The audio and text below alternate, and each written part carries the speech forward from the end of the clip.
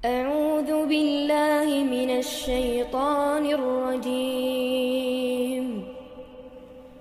بسم الله الرحمن الرحيم السلام عليكم ورحمة الله وبركاته إن الحمد لله نحمده ونستعينه ونستغفره ونعوذ بالله من شرور أنفسنا ومن سيئات أعمالنا من يهده الله فلا مضل له ومن يضلل فلا هادي له وأشهد أن لا إله إلا الله وحده لا شريك له وأشهد أن محمدا عبده ورسوله لا نبي بعده وبعد. Para hadirin jamaah Masjid Syafi'i yang saya muliakan, melanjutkan pembahasan tentang al-masjid. Kita akan membaca beberapa hadis yang terkait dengan masjid dari Uthman bin Affan radhiyallahu anhu annahu qala inda qaulin nasi fihi hina bana masjid Rasulillah sallallahu alaihi wasallam innakum aktsartum alayya. Uthman bin Affan pernah menjadi pembicaraan orang ketika beliau ingin merenovasi masjid Rasulullah sallallahu alaihi wasallam. Jadi dibangun dengan material yang lebih kuat, yang lebih kokoh dari apa yang dibangun oleh Nabi. Beberapa orang tidak setuju karena dianggap merubah. Kalau bangunannya Nabi seperti itu, ya seperti itu, biarkan saja. Tapi oleh Utsman radhiyallahu an itu dibangun lebih bagus, lebih kokoh, lebih kuat. Dan beliau tetap melanjutkan pembangunan tersebut karena itu bukan merubah syariatnya Nabi, tapi justru memperbaiki dan memperbagus masjidnya Nabi. Tidak terkait dengan ajaran Rasulullah SAW. Kemudian beliau terus melanjutkan pembangunan itu dan beliau termotivasi dengan hadis Rasulullah SAW tentang keutamaan membangun masjid. Beliau SAW bersabda, "Man bana masjidan yabtaghi bihi wajhallah banallahu lahu baitan fil jannah." Nabi SAW bersabda, barang siapa yang membangun masjid dan dia mengharapkan wajah Allah ketika membangun masjid tersebut, maka Allah akan bangunkan rumah di syurga. Di dalam riwayat yang lain, Allah akan bangunkan yang semisalnya di syurga. Hadis riwayat Bukhari dan Muslim. Hadis ini menjelaskan tentang keutamaan orang yang membangun masjid. Mereka yang membangun masjid lillahi ta'ala, demi mengharap ridha Allah, demi mengharap pahala dari Allah, maka Allah akan bangunkan rumah di syurga. Kalau orang punya rumah di syurga, pasti dia masuk syurga. Tidak mungkin orang masuk neraka tapi rumahnya di syurga. Kalau Nabi mengatakan Allah bangunkan rumah di syurga, ya dia penghuni syurga pasti. Dan dia mendapatkan tempat yang istimewa. Rumah di syurga tentu tidak bisa dinilai, dan tidak akan ada kekayaan apapun atau aset apapun yang bisa menyamai syurga. Bahkan pecut atau cambuk atau tempat cambuk di syurga itu lebih bernilai dari dunia dan seisinya. Tempat cambuk, apalagi rumahnya dan lain sebagainya, itu akan didapatkan oleh siapa? Mereka yang membangun masjid. Ini satu keutamaan yang sangat-sangat luar biasa Maka orang-orang yang memang diberi kelebihan harta oleh Allah, ambil kesempatan ini. Tapi Nabi memberi catatan di sini, man bana masjidan yabtaghi bihi wajhallah. Syaratnya satu, lillahi ta'ala, niatnya murni karena Allah. Ya. Di dalam hadis yang lain, ini juga termasuk syarat agar kita dapat pahala, uang yang kita gunakan untuk membangun masjid itu uang yang halal. Ya, karena Nabi SAW bersabda, innallaha thayyibun la yaqbalu illa thayyiban. Allah itu maha baik dan tidak menerima kecuali yang baik. Maka hasil korupsi dibuat untuk masjid, ya tidak dapat apa-apa orangnya. Ya, tidak ada pemutihan harta. Habis nyarik diputihkan dengan sedekah. Tidak ada yang seperti itu. Ini keutamaan yang luar biasa. Bagaimana kalau kita tidak mampu membangun masjid, tapi kita mampunya hanya menginfakkan untuk sebagian kebutuhan dari bangunan tersebut, ya infakkan, ya pahalanya juga besar, dan mudah-mudahan Allah juga bangunkan rumah di surga. Innamal a'malu binniyat wa innamal likulli imri'in ma nawa. Kita gak bisa membangun satu masjid, hanya bisa memberi beberapa batu bata, infakkan. Hanya bisa memberi sekian, infakkan. Memang uang kita segitu, ya. Bukan sisa-sisa fulus habis dibuat jalan-jalan ke Eropa, ya uangnya habis tinggal 10.000, ini analillahi ta'ala buat masjid. Ya itu beda kalau memang orang yang bangun atau infak 10.000 memang uangnya segitu, ya 10.000 itu seperti 10 juta. Ada orang yang seperti itu, banyak saudara-saudara kita. Uang 10.000 itu berharga sekali, berharga sekali. Ada orang yang uang 10.000 itu seperti 1 rupiah, gak ada harganya. Jadi niat lillahi ta'ala. Maka ini kesempatan yang luar biasa. Dan orang yang bangun masjid itu tidak hanya dia mendapatkan rumah cash di surga, tapi dia juga mendapatkan pahala yang terus mengalir ketika orang-orang beribadah di tempat masjid yang dia bangun. Ya, dan ini juga peluang bagi siapapun untuk bisa melengkapi kebutuhan masjid. Ya, antum bisa dapat fadilah yang terus mengalir. Masjid ini butuh apa? Karpet, tafadhal. Ana infak karpet. Setiap orang yang sholat di atas karpet kita dapat pahala. Masjid ini butuh apa? Oh, AC. Ana orang yang sholat di masjid, AC tersebut dinyalakan, kita dapat pahala. Terus pahalanya mengalir. Ya. Butuh apapun itu kelebihan kalau uang kita salurkan untuk kebutuhan masjid, apapun itu. Intinya kalau untuk urusan masjid kita salurkan, subhanallah, itu jadi amal yang luar biasa.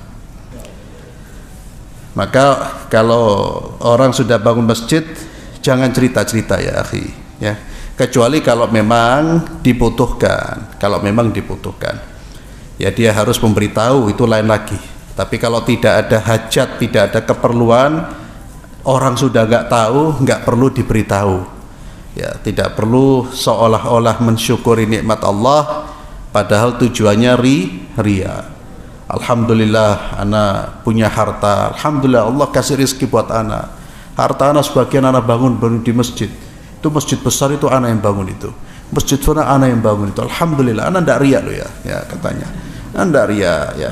Itu masjid fulan, nanti insya Allah mau bangun lagi ya akhi. Alhamdulillah, alhamdulillah lah syekh. Ya, intinya kebaikan itu jangan ceritakan kalau tidak ada tujuan yang mulia. Tujuan mulia itu untuk mengajak orang, untuk mendorong orang, atau kita cerita kepada putra putri kita agar besarnya mereka juga seperti itu. Ya, abimu ini nak, uangnya untuk ini dan ini nak. Kamu kalau besar uangmu untuk ini nak. Ya. Lanjutkan nak, perbuatan Abi Muna, amal soleh Abi Muna, itu cerita, menyampaikan, tapi tujuannya untuk mendidik, mengedukasi, itu tidak ada masalah. Tapi kalau sekedar hanya memberitahu, ini khawatir kita tidak boleh langsung menuduh, karena niat itu, ikhlas tidak itu yang tahu siapa? Dia dengan Allah, saya dan Allah, itu saja. Dan orang tidak bisa nilai ya. Tapi ketika kita menyampaikan, khawatir kita jatuh dalam jebakan ria ya, karena syaitan tidak akan diam kalau kita sudah berbuat baik. Syaitan itu akan berupaya untuk menggagalkan perbuatan baik, digagalkan. Kalau kita bisa lolos dari upaya syaitan tersebut, kita bisa berbuat baik, maka upaya syaitan yang lain apa? Menggagalkan pahalanya. Dengan apa? Ria. Antum ke masjid itu menang antum ya, karena ke masjid ini pasti ada godaan untuk tidak ke masjid. Antum duduk di majelis ilmu, menang melawan hawa nafsu, pasti ada godaan untuk keluar dari masjid, duduk di warung, pasti itu. Tapi kalau sudah duduk beramal soleh, hati-hati, syaitan tidak akan diam. Keluar dari masjid terus dikejar oleh syaitan sampai pahala kita hilang. Dengan cara apa? Cerita-cerita. Alhamdulillah anak bendino anak melo pengajian, tak pernah absen anak. Alhamdulillah 30 tahun anak pengajian terus. Lu kayak apa? Ya, akhirat tuh pahala 30 tahun amblas dalam 1 detik. Ya. Itulah bahayanya menyampaikan. Terkecuali kalau ada niat-niat mulia, ya. Hati-hati, pokoknya cerita kebaikan itu hati-hati. Maka itu yang paling dikhawatirkan oleh salafus saleh. Ya, kalau antum baca bukunya Min Akhlaqis Salaf Dr. Ahmad Farid, itu beliau menukil satu riwayat bagaimana salaf itu kalau sudah sibuk dengan amal hilang, nggak kelihatan. Bukan justru pamer. Ya. Mereka kalau sudah beramal justru menghilang, agar apa? Agar tidak diketahui amal-amal yang dia lakukan. Berupaya untuk jauh dari manusia. Kita terkadang baru beramal sekali sudah langsung ya, naik panggung, sudah cerita ke sana kemari. Ini kekhawatiran, karena subhanallah ya ikhwan, orang sekejap sekali lagi bisa rusak, bisa rontok amal kebaikannya. Bahkan amal kebaikannya puluhan tahun bisa rontok dalam sekejap. Sembunyikan amal perbuatan kita. Apalagi sudah bangun masjid, sudah bangun ini dan itu, masya Allah. Ini fadilahnya besar, Kemudian dari Abu Hurairah radhiyallahu anhu, beliau berkata, ada seorang wanita yang berkulit hitam yang punya kebiasaan menyapu masjidnya Rasulullah sallallahu alaihi wasallam. Ya.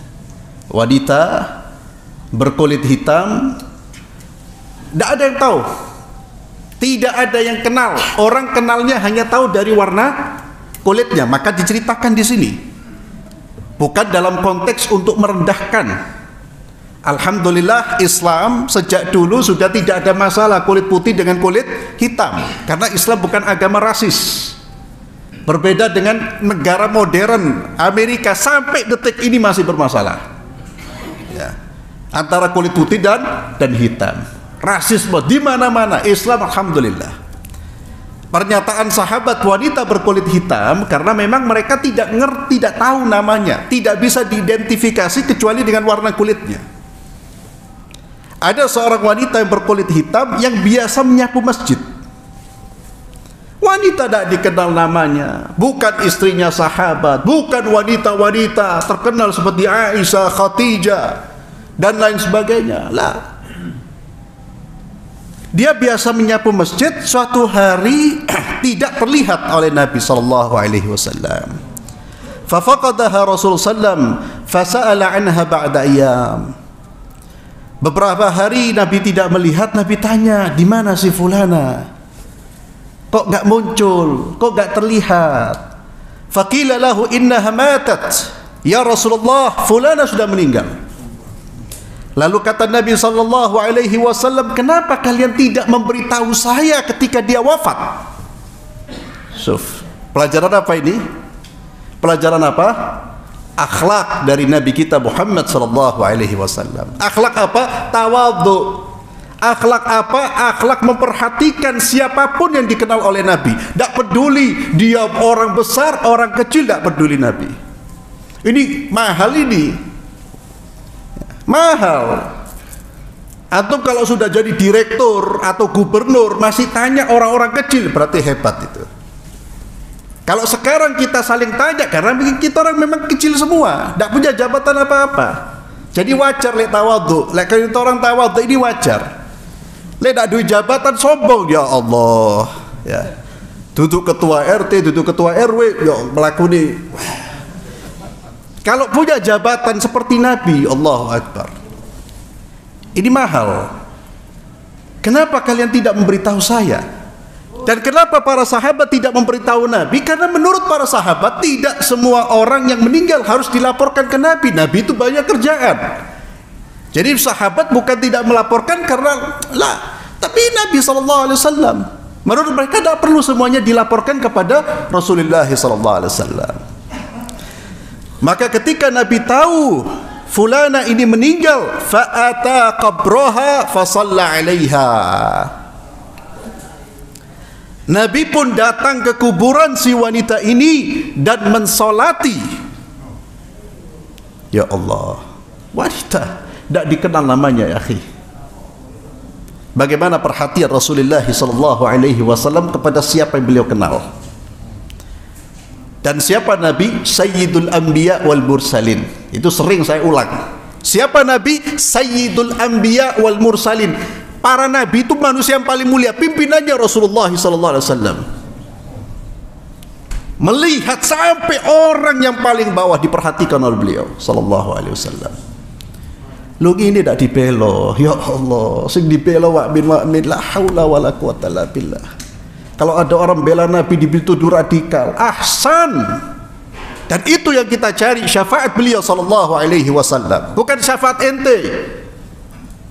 Ya masuk surga alhamdulillah. Hakadha Nabi sallallahu alaihi wasallam, dan Nabi itu yang perlu kita terus sampaikan agar masyarakat itu betul-betul menjadikan beliau sebagai suri tauladan dalam aspek akidahnya, akhlaknya, ibadahnya. Sudah lengkap. Ya.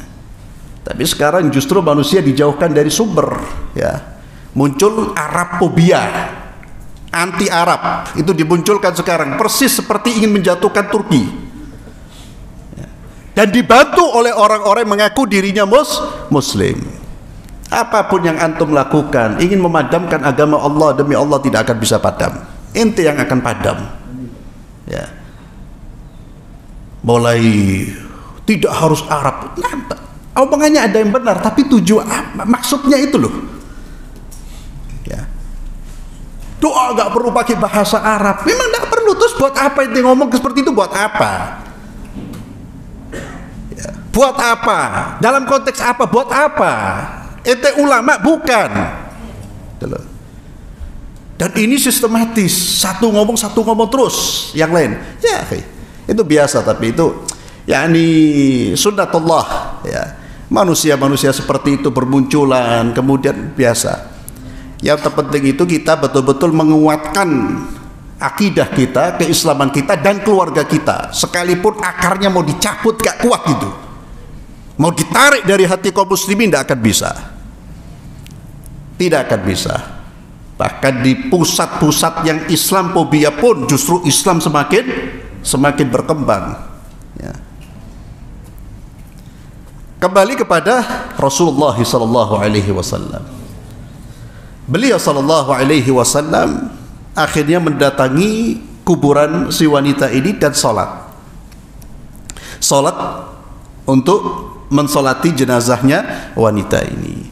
Maka hadis ini memberikan pelajaran fikih bagi kita bahwa boleh kita mensolati jenazah yang sudah dikubur.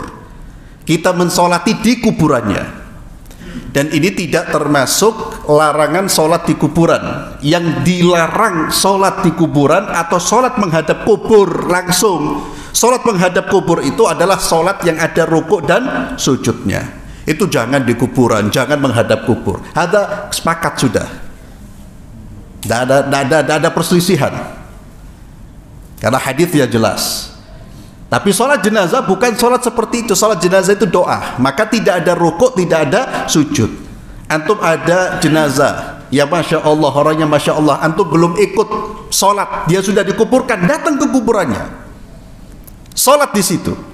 Sholat jenazah bukan sholat dzatur rukuk wa sujud, bukan sholat yang ada rukuk dan sujudnya. Ini dalil bahwa sholat di kuburan untuk mensolati jenazah yang belum disolati oleh orang yang bersangkutan itu diperbolehkan, sekalipun sudah disolati oleh orang lain. Namun para ulama berbeda pendapat, berapa lama jenazah yang ada di kuburan itu boleh untuk disolati. Apakah yang sudah meninggal 1 tahun, 2 tahun, ataukah hanya beberapa hari? Ini mahallul khilaf. Ada perbedaan di kalangan para ulama. Tapi yang paling jelas ya, kalau orang meninggal 1, 2, 3 hari ada masalah. Ya, datang ke kuburannya, kita sholat jenazah pas di kuburannya dia. Tentu dengan menghadap kiblat. Subhanallah, betapa beruntungnya wanita ini. Ya. Disolati siapa? Rasulullah SAW. Tidak nunggu syafaat nanti, sudah disolati sama Nabi. Apa Nabi membaca Allahumma gfirlah warhamha wa'afiha wa'fu anha. Nabi yang mintakan ampun langsung. Ya. Kenapa begitu mulia seorang wanita ini? Karena dia memperhatikan masjid. Ini kaitan dengan masjid. Maka dari sini para ulama memberikan keterangan akan mulianya orang-orang yang terlibat dalam pengurusan pemeliharaan masjid. Siapapun Anda ketika terlibat dalam kebersihannya, pengurusannya, penjagaannya, semuanya mulia di sisi Allah Subhanahu wa taala. Nabi memuliakan mereka sekalipun tidak dikenal namanya. Subhanallah, ini luar biasa. Dan kalau sudah kita berupaya untuk mengurus masjid, ya, masuk jadi takmir, ingin membantu bersihkan semua kepentingan apapun, jangan sampai kita masuk tukaran. Ojo, sudah eman nanti. Ya, kalau sudah amal-amal ibadah itu sudah lihatnya surga, jangan lihat muka-mukanya manusia. Kita cari ridhonya Allah Subhanahu wa taala. Apa yang memang betul-betul membantu orang untuk ibadah. Kalau sudah menang-menangan, ana yang harus lah, dunia semua ini berarti. Sudah. Kalau lillahi taala, ya apa masjid ini cek jalan bagus, orang nyaman, ya apa? Siapapun yang terlibat pokoknya masjid ini jalan nyaman, ana dukung. Hadza lillahi taala. Ini perlu disampaikan karena terkadang sudah ngurusnya baik, ini tempatnya surga ini, tapi ternyata ya banyak masalah. Kita lihat, maka harus betul-betul ketika kita terlibat itu harus hati itu paling penting. Hati itu terus harus dibersihkan dulu, itu dibersihkan, terus dibersihkan. Jangan ada kepentingan apapun, tendensi apapun, harus kosong. Hanya Allah, ridha Allah itu yang diisi di dalam hatinya. Semua kepentingan apapun anak harus buang itu. Tujuan masjid untuk orang sholat, bukan tujuannya untuk saya. Tujuannya untuk manusia bisa sholat, bisa ibadah dengan baik, bisa ibadah dengan benar, bisa ibadah dengan nyaman.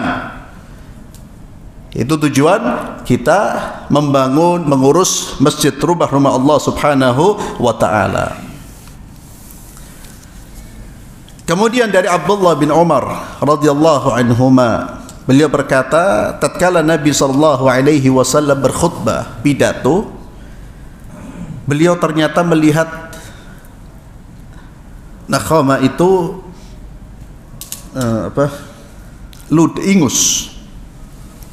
ya, ingus ada di masjid ya Rasulullah SAW dan di kiblat, pas di kiblat masjid. Maka Nabi SAW terlihat marah. Kemudian beliau turun, beliau bersihkan. Kemudian beliau pun naik berpidato. Beliau mengingatkan para sahabat, innallaha azza wa jalla, sesungguhnya Allah subhanahu wa ta'ala akan menghadap wajah salah seorang di antara kalian, mendatangi salah seorang di antara kalian ketika dia sholat. Allah berada di depannya, maka jangan sekali-kali meludah di depan kiblat. Hadis riwayat Bukhari dan Muslim. Di dalam riwayat dari Anas bin Malik radhiyallahu anhu bahwa Nabi sallallahu alaihi wasallam bersabda, al-busaqu fil masjid khati'ah. Meludah di masjid itu perbuatan dosa. Wa kafaratuha dafnuha. Dan cara menebus perbuatan tersebut dengan apa? Ditutup ludah tersebut dengan tanah. Dafnuha itu dikubur, artinya ditutup dengan tanah. Nabi SAW mengingatkan kepada para sahabat dan kita semua, jangan membuang kotoran di masjid, apalagi yang menjijikkan seperti ludah, ingus, ya, na'udzubillah. Siapa yang membuang kotoran segera bersihkan. Dan dulu masjidnya Rasulullah SAW itu alasnya itu tanah. Makanya Nabi mengatakan cara membersihkannya dikubur dengan tanah. Kalau karpet ya tidak seperti itu, bukan ngambil keluar inti ngambil tanah kemudian ditaruh. Ngikuti hadis, hadza khata, keliru. Ya, hadis itu harus difahami sesuai dengan konteksnya apa, pada saat itu seperti apa. Ya. Karena hadis ini pelajaran pentingnya bukan mengubur, bukan menutup ingus dengan tanah. Pelajaran pentingnya apa? Jangan mengotori masjid, dan jika kalau ada kotoran segera bersihkan. Itu pelajarannya. Maka di sini ada dorongan kita semua punya tanggung jawab untuk menjaga kebersihan masjid. Hanya orang-orang yang hina dan orang-orang yang betul-betul tidak punya pengagungan terhadap Allah dan rumah-rumah Allah, mereka-mereka yang abai terhadap kebersihan masjid. Saya ulang, kita semua punya tanggung jawab, semua. Maka ketika melihat kotoran segera bersihkan. Termasuk ikhwani fillah yang terkadang orang secara tidak sadar, kalau sadar ya nemen, tapi biasanya tidak sadar, buang apa? Kuku, main kuku, ya. Dan itu menjijikkan, kuku, sehingga seringkali kita mendapatkan di masjid-masjid itu bekas potongan-potongan kuku. Maka kita harus waspada dari perbuatan mengotori masjid. Dan Nabi SAW marah itu. Kemudian Jabir radhiyallahu anhu beliau berkata, bersabda Rasulullah SAW, man akala thawman aw basalan falyatazilna masjidana. Muttafaqun alaih. Kata Nabi SAW, siapa yang makan bawang putih, bawang merah, maka hendaknya dia menjauh dari masjid kami. Artinya apa? Siapa yang makan makanan yang menyebabkan keluar bau busuk dari mulutnya, jangan ke masjid dulu, cuci mulutnya. Apa pelajaran pentingnya di sini? Intinya apa? Kalau ke masjid jangan membawa bau tidak sedap. Kalau merasa bisa mengganggu saudara kita, maka hilangkan dulu bau tersebut. Karena mengganggu orang, walaupun hanya dengan bau, itu nggak boleh. Dan malaikat itu terganggu dengan apa-apa yang menyebabkan manusia terganggu. Ini subhanallah ajaran Islam. Jadi ke masjid itu tidak hanya bondo niat, bondo ikhlas, tapi juga harus bersih. Perhatikan kebersihan kita. Merasa mungkin dari luar, merasa baunya apak dan lain sebagainya, coba cari ganti dulu. Ini petunjuk Rasulullah sallallahu alaihi wasallam. Masjid hadza baitullah, rumahnya Allah Subhanahu wa taala. Hadis riwayat Imam Bukhari dan Muslim. Kemudian dari Abu Hurairah radhiyallahu anhu, beliau berkata, bersabda Rasulullah sallallahu alaihi wasallam, "Man sami'a rajulan yunshidu dhalatan fil masjid falyaqul la raddaha Allahu 'alaik fa innal masajid lam tubna li hadza." Kata Nabi sallallahu alaihi wasallam, siapa yang mendengar seseorang mencari barang yang hilang di masjid, maka ucapkan, semoga Allah tidak mengembalikan barangmu, karena masjid-masjid tidak dibangun sebagai tempat cari barang hilang. Maka jangan pernah mencari barang hilang di mana? Di masjid. Caranya gimana? Teriak-teriak, barang saya hilang, barang saya hilang. Orang-orang dulu, ya, kalau mereka belum mengerti tentang kemuliaan masjid, setiap ada barang hilang, karena masjid dulu kan tempat berkumpulnya orang, manusia, tempat berkumpulnya kaum muslimin. Dia ada barang hilang di luar, datang ke masjid, lapor, teriak, siapa yang melihat barang siapa? Siapa yang melihat barang saya? Siapa melihat? Jadi masjid dijadikan sebagai tempat untuk mengumumkan barang hilang. Maka Nabi melarang perbuatan tersebut, ya. Tapi kalau antum ada barang hilang, datang ke takmir, ke personnya, itu tidak termasuk insya Allah. Itu tidak menjadikan masjid sebagai tempat mencari barang hilang. Memang kita hilangnya di masjid atau ketinggalannya ke masjid, maka lapor ke takmir.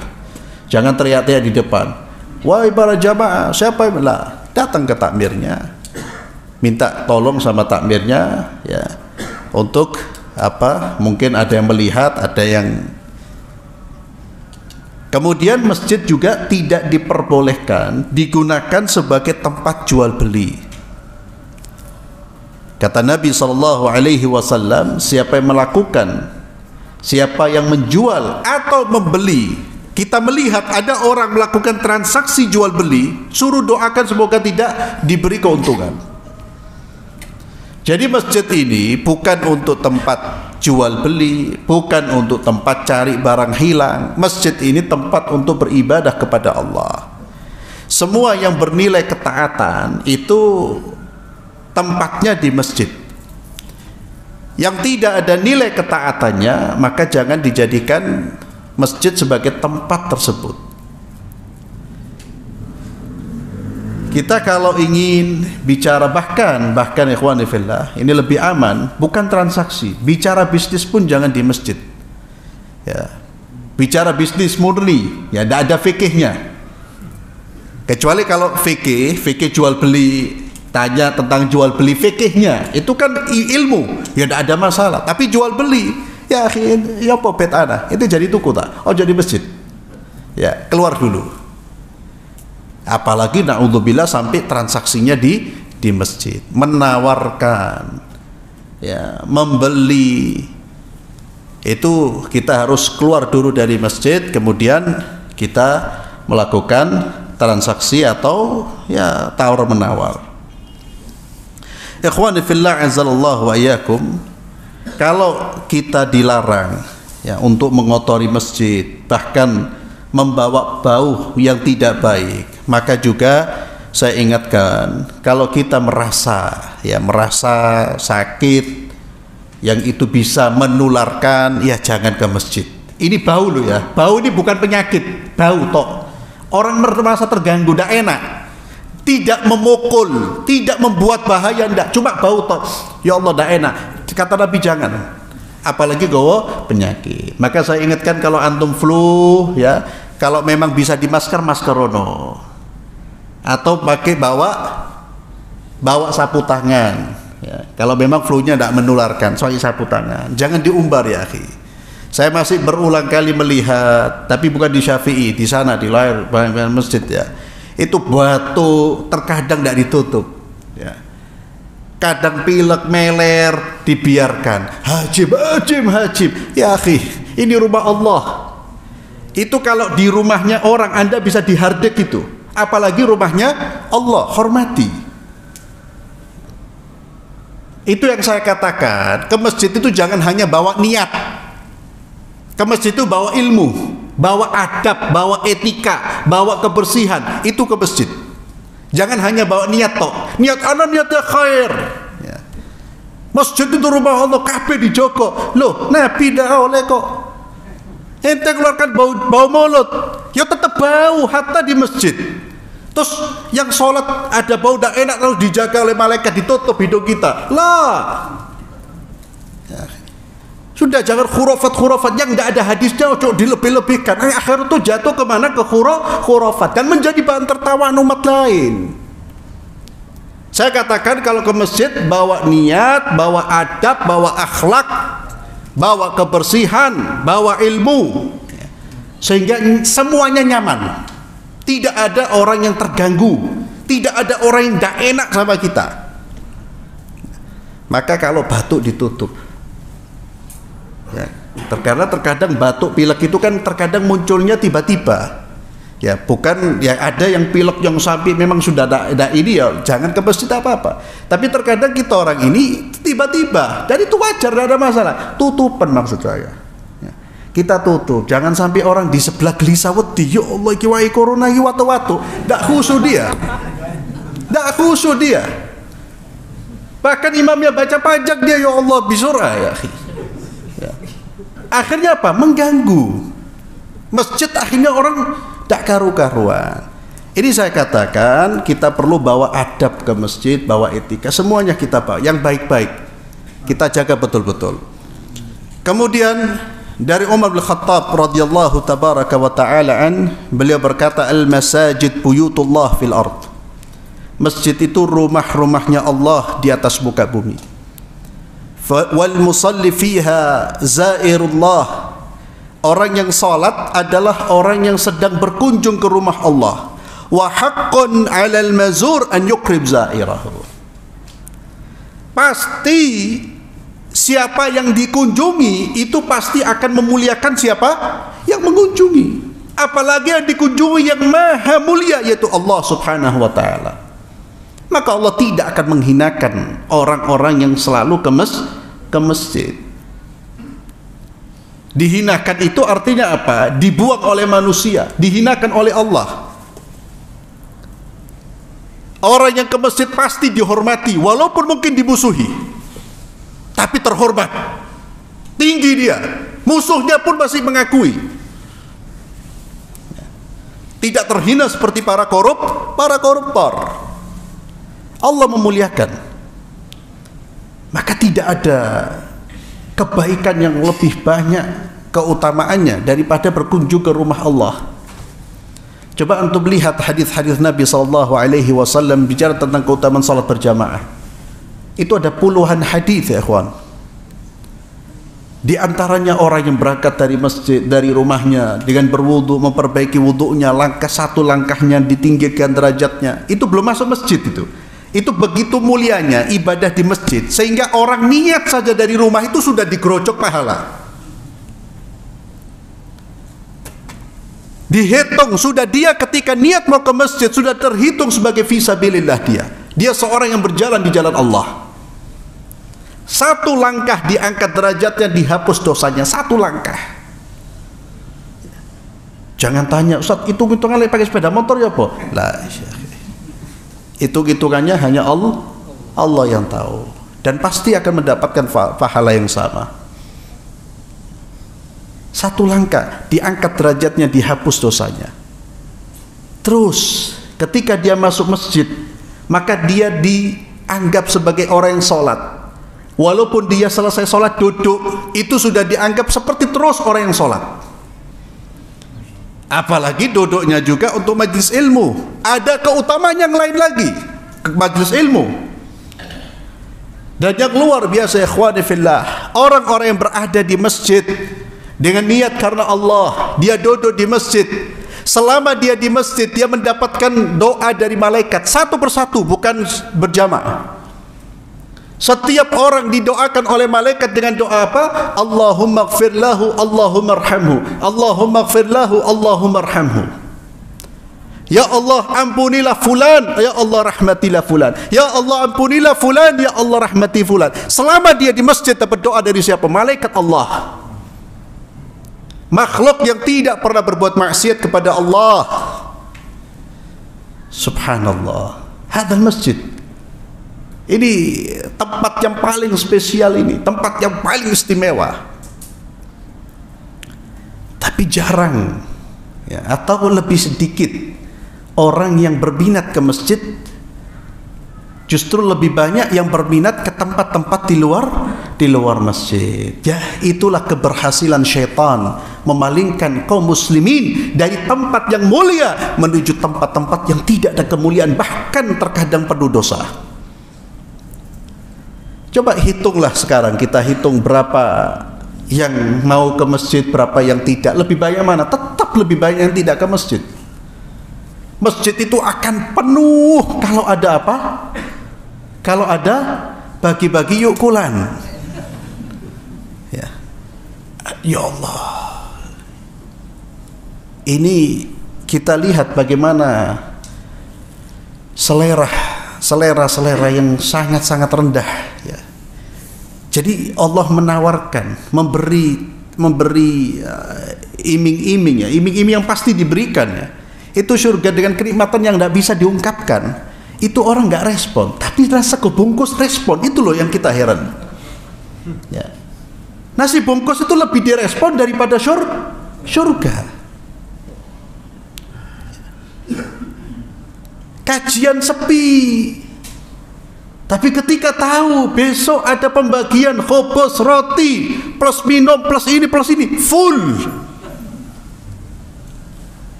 Dan itu di mana-mana.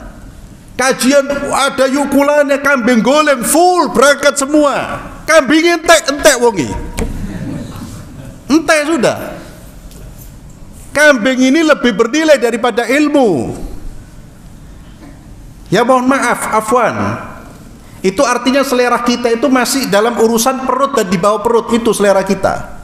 Belum tinggi ke atas. Orang mukmin itu seleranya tinggi ke atas, bukan hanya ini dan bawah perut ini. Pokoknya urusan perut dikejar sampai luar biasa. Perut tak terpenuhi, khalas. Cari tempat-tempat yang bisa memenuhi perutnya. Urusan surga, ya Allah, itu yang perlu kita, ya tidak tahu kita cara mendidik ya, minimal itu keluarga kita. Mari kita bangun mental cinta surga ya kepada putra-putri kita. Mari kita tanamkan kecintaan kepada hal-hal yang mulia, yang tinggi derajatnya, bukan yang rendah-rendah gitu. Termasuk ke masjid. Masjid tidak, Allahu Akbar, luar biasa. Kemudian ada seorang yang bijak mengatakan,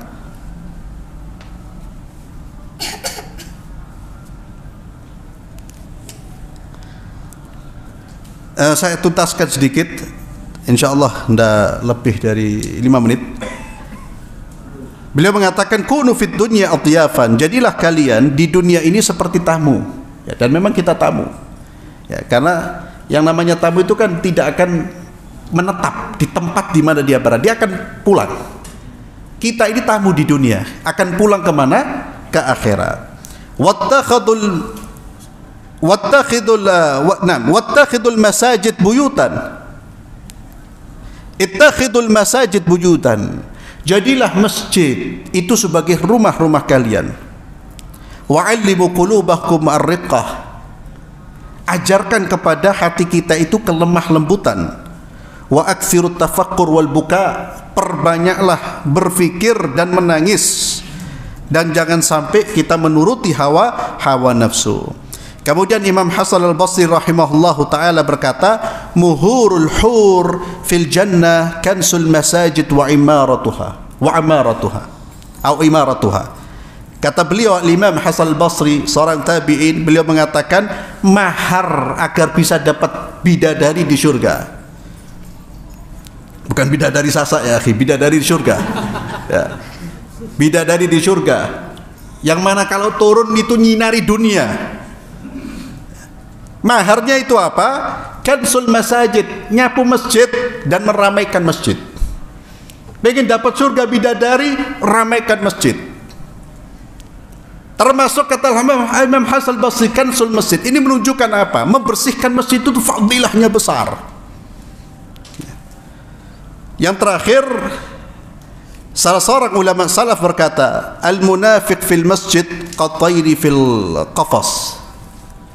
Kata beliau, orang munafik kalau berada di masjid seperti burung yang yang terbang bebas dimasukkan di dalam sangkar. Ya. Orang munafik kalau ke masjid itu seperti burung yang bebas kemudian dimasukkan sangkar.